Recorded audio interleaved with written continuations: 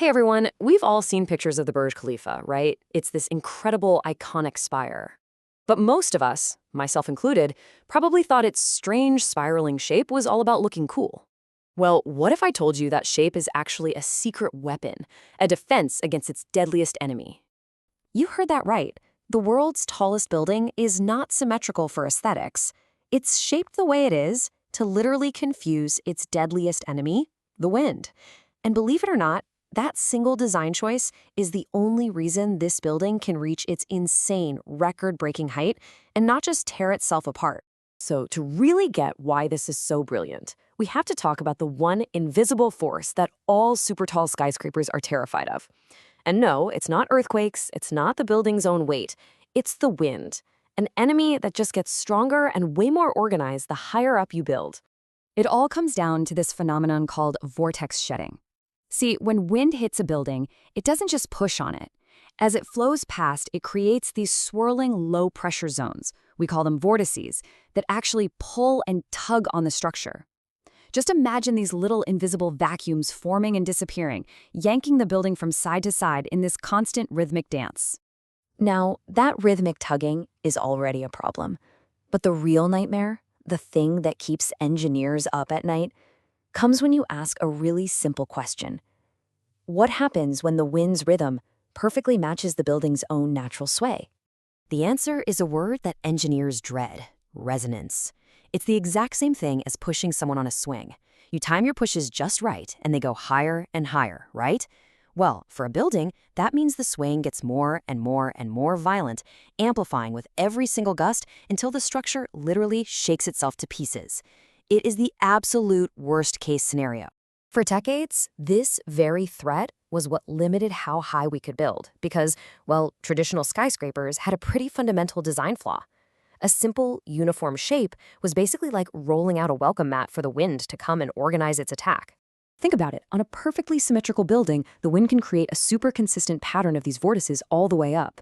This organization lets all those little forces sync up, creating one big, powerful frequency. It's like an army marching in perfect lockstep.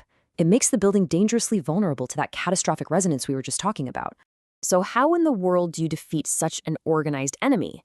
Well, the lead engineering team at Skidmore, Owings & Merrill, headed up by the brilliant Bill Baker, came up with a wild solution.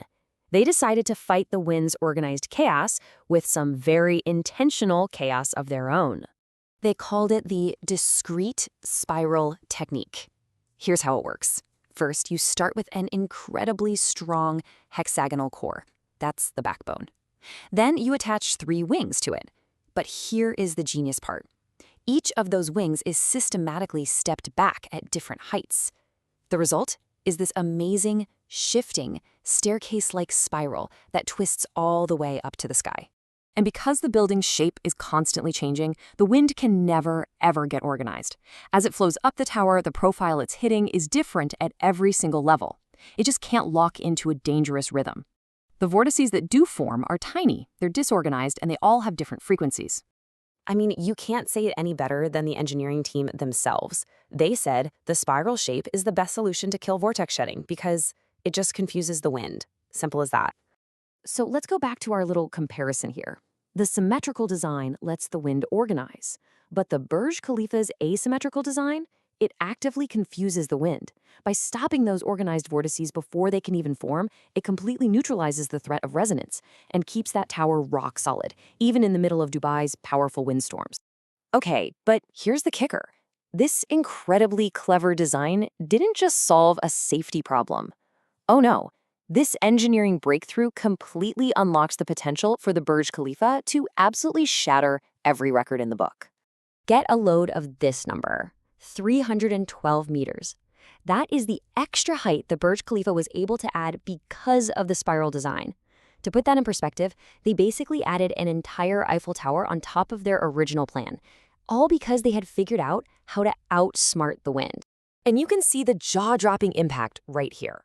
The original plan was for a building that was still really impressive, 518 meters. But once the spiral solution proved it could handle the wind, they just kept going, pushing the final height to an absolutely staggering 828 meters. So at the end of the day, this world record wasn't just about building higher. It was about building smarter. The title of tallest building in the world was a direct result of solving this incredibly complex engineering problem with truly brilliant and creative architecture. It's proof that form and function can work together to achieve the impossible. So the next time you see the Burj Khalifa, just remember what you're really looking at. It isn't just a tall building. It is a masterclass in aerodynamics. And you'll realize that in the world of megatall engineering, intentional asymmetry is the secret weapon that keeps a Titan standing.